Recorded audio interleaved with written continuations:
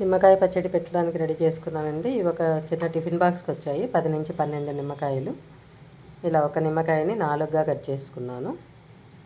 So దీనికి ఒక చిన్న గ్లాస్ పైన ఉప్పు తీసుకుంటున్నాను నేను. ఇది ఒక 2 స్పూన్ల మెంతి పొడి, 1 స్పూన్ వైన మనము పసుపు కలుపుకోవాలి, సరిపోతుంది. ఇవన్నీ ఒక ప్లాస్టిక్ కంటైనర్లో తీసుకుంటున్నాను. దీనికి స్టీల్వి అట్లాంటివి వాడకూడదు, జాడీలు ఉంటే వాడుకోవచ్చు.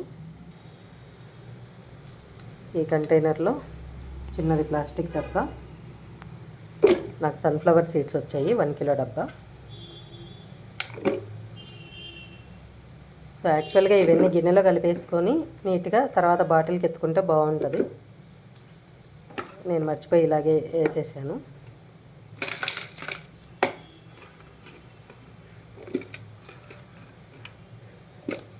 విత్తనాలు తీయలేదండి, తీయకుండా వేసేసుకుంటున్నాను. 1 గ్లాసు అది వేసేసాను. ఉప్పు, మెంతిపొడి కూడా కలుపుకున్నాను.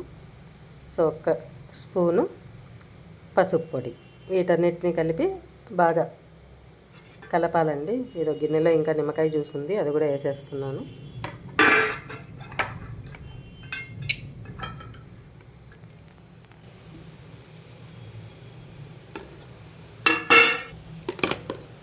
సో ఇది గరిటెతో కొంచెం బాగా కలపండి, లేదంటే ఎలాగూ బాటిల్లో వేసేసాను కాబట్టి మూత పెట్టేసి పైకి కిందికి షేక్ చేస్తే సరిపోతుంది.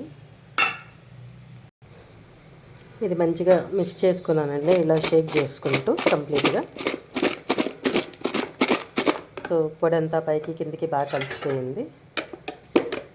కొంచెం ఈవెన్గా అలా సర్దేసి దీనికి మూత పెట్టేసుకొని టైట్గా ఒక 3 డేస్ కదల్చకుండా పెట్టేసుకోవడమే.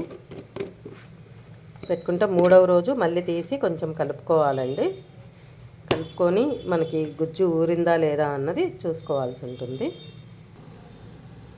సో ఒక పక్కకి కిచెన్లో పెట్టేసుకున్నానండి. 3 డేస్ తర్వాత ఇది ఊరిన తర్వాత కలుపుకొని మళ్ళీ ఒక 3 నుంచి 4 రోజులు అట్లాగే పక్కన ఉంచేసి తర్వాత వాడేసుకోవడమే. 1 వీక్లో బాగానే మెత్తబడిపోతుంది.